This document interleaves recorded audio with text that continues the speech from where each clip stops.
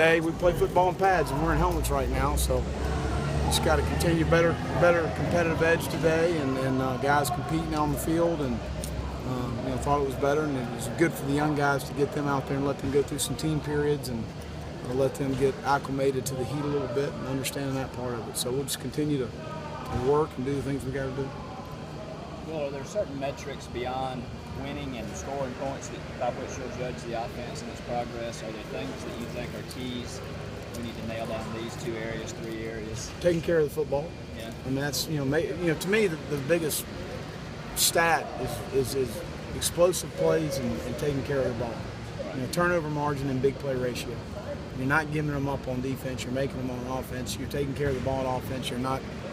You're getting turnovers on defense. So that's the biggest factors. You want to really go back to looking at who's in the NFL playoffs every year and looking at who's playing well in college football. For the most part, every year it goes back to those 2 stats. So that would be as much as anything: explosive plays, scoring points, and taking care of the ball. What's an explosive play? 15 or more? Well, it depends on who you want to talk to about it. Some people call big plays, some people call explosive plays. For us, anything over a 12-yard run, anything over above a 16-yard pass. Because you look at a dig from the backside, you could play it perfectly defensively, and it could be a 14-yard completion. That shouldn't really be an explosive play. But anything, to me, anytime you're changing field position of 20 or more yards, that's an explosive play. But run game's a little different. What does David Williams need to do to be an elite SEC runner? Just everyday consistency. The guy's got some ability, but it's hard when you got to challenge somebody every single day of practice and every meeting. It gets tiring for coaches. I asked him the other day, what you accomplished since you've been here? And what did he say? Huh? What did he say? I didn't get a response. Go ahead. Next question. Your offensive linemen kind of feel like they're going to be the strength of your offense. Can you see that? They should be with 34 starts back. I think we've got some good players up there. We got some toughness up there.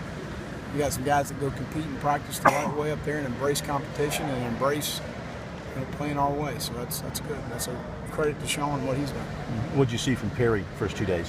Solid. I mean, I thought he and Brandon both did some good things, and I thought Jake threw the ball well in the second half of practice.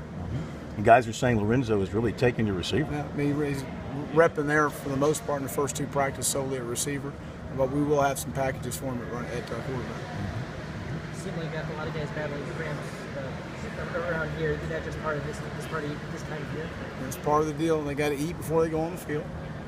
It's always a little bit of an issue. Some of them, they don't want to eat, they're tired, and then you got to drink fluids, and that's part of the deal. It's every year.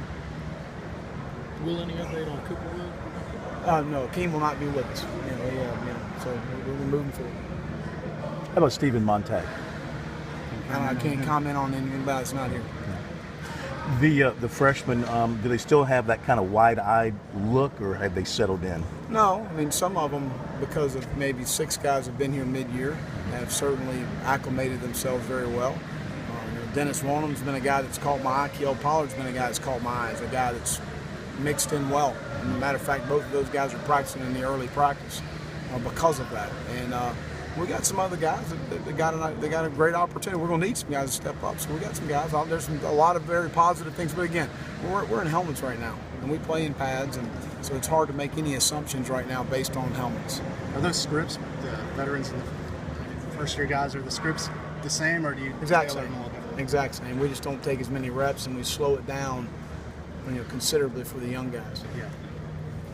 But the plays, formations, defense is called, everything's the same. And that's the thing, you're able to install and stay on schedule better because we're not trying to slow down in the middle of the practice to get somebody lined up all the time. So we can, when the younger guys are out there, we're able to do that. What does Jabari Smith do for you guys at receiver? What's he showing so far? Well, in 2 days he's been okay, but he's a really solid special teams contributor and a guy that we're excited about. But he needs to continue to step up for first receiver. We need some playmakers at that position. Has anyone else receiver stepped up besides the 5 guys you listed on the website? Well, just again, it's early. It's 2 days. I would be remiss to go out and start talking about somebody else. What about those freshman receivers you brought in this year?